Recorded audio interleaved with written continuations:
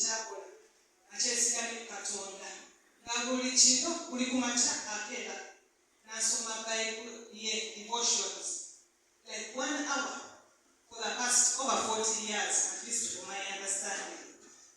N'azuukuka ku makya n'asoma Bible n'asaba n'omanya nti amaanyi ge ayo gyakajja naffe ne tukiraba because ebikolwa byogera kinene okusinga ebigambo kubanga bayinza otugamba musome Bible mukole ki naye bw'olaba omuntu n'ogamba naye ono yasoma ne theology kati akyasoma kikulikiramu naye ng'asoma kubanga alina omukwano n'enkolagana ne Katonda erina okubeera renewed every day naffe ne tukikwata ne tumanya nti omuntu olina okuwulira okuva eri Katonda n'akulaga decisions ez'okukola mu lunaku olunaku olukwasa Mukama era ekyo tukimwebagiza era tumanyi nti gemaanyi ago agatuwanirira nakati kubanga omuntu ayinza okututunulira nti ate mwenga zitemulumiddwa nedda agamaanyi dipoziti yateekebwawo dda so nkimanyi nti ekyo kyekisa ekituwanirira nakati kubanga Mukama abadde atambula wamu naye nga buli kiba kimutegeeza era nga yeteekateeka n'olugendo luno era nga naye abitugamba oluusi ng'ayogera ng'asaagasaaga era babadde babyogera oyinza omulaba abamulaba nga bagamba ali so taafu kungulu abantu nga bamutya era babyogera era naffe nga tukimanyi naye nga bw'omusemberera otulabika okumanya nti is gentle alina ebirungi so kati nga tumanyi omuntu atya Katonda tajja kubeera so taafu inside so kati tusobola okusengera natukulira kino nakiri awasaagasaaga naye nga kulaga nti mu biseera bino ebibadde nga ayogera nnyo kubiddako kubyekulu nga kwagazisa kyagenda kyokolaba kibagumu kubanga si bino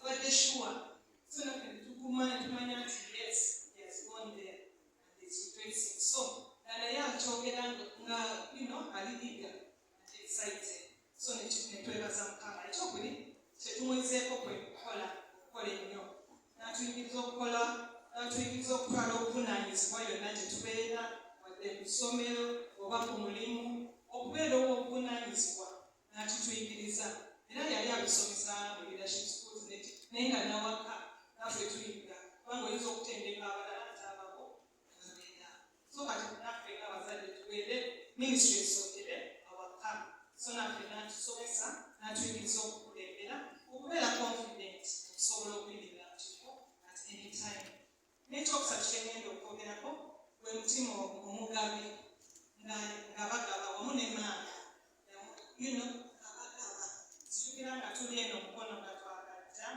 oluusi natambulanga nabo lusumba eyo nga bagenda okusaaka emikono ne batuwa ebintu bingi tujja byonna tukola ki ne tubigamba nendaba yesu ogabako n'owaaba nno zikutereka buteresi buli kimu naye n'owaako ne banno nabo ne bafuna n'ekirala kyensitukira bwe twatukanga ku Christmas ng'agula ennyama ng'eyo nga nyingi n'atandika otisibwa n'agitwala ewabibundi tetebundi namwe n'ogenderako nawe nolaba tetulira ntebweroozako mwekka so kati ezo example ziri so like vivid zitulira nange kati nange bwetukola anja nti ekitugamu nawe ezo zikweroozako wekakukola budget yammwe naye kulowooza ku balala so that heart a giving heart nagiraba nnyo era etuyambe bingi nnyo sinza byogera byonna naye nga mu byonna twebaza Mukama kubanga ne mu kiseera kino kyabadde anafuyiddemu mumulaze okwagala abadde ayagala nnyo abantu abajja ewaka ne bakyala olwo lwe bamukyalidde beera bulungi okumala ennaku obanga mmeka namusanyufu era nga bw'omusanga ngafunye abagenyi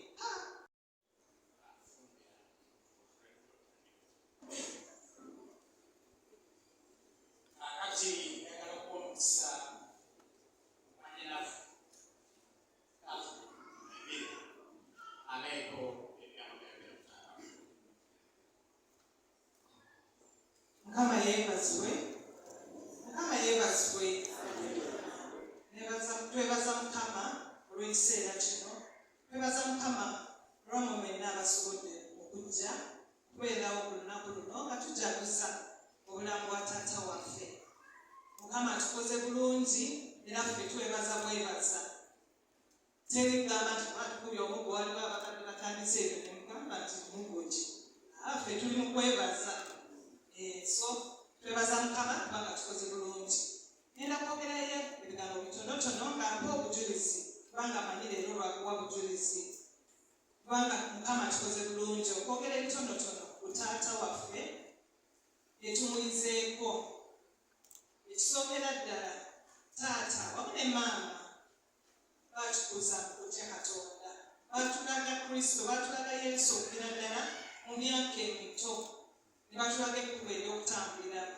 Ate si bino ogambye abaana nti mwe mugende musande sikolo mugende naye nga n'awaka.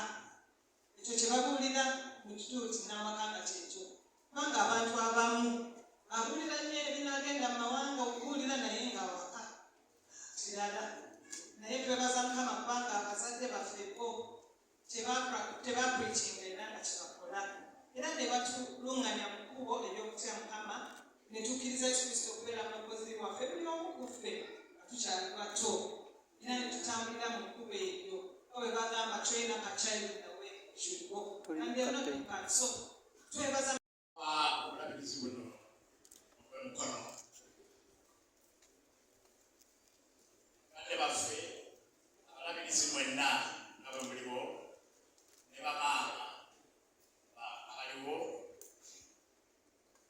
abasumba mwenna mu madaala gammwe n'ebiti byammwe by'enjawulo muwadde ekitiibwa.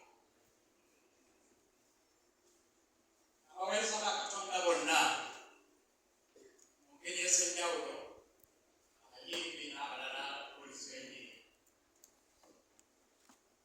bakungubazi bannaffe abakulu abavudde mu Bwakabaka bwa Buganda ebitongole akwatagana naye, abagenyi baffe abalakulu bakubonavu bavudde mu gavumenti eya wakati, bakungubazi bannaffe mwenna abali wano kaakano naffe, Mukama yeebaza. Twebaza Katonda olw'okujja kwammwe, olw'okubeerawo kwammwe mu mukolo guno ogw'ekitiibwa ogw'okwerekera kitaffe the Right Reverend Professor Michael Solomon Daula Senyemba Anagula Kaisa Kitebe.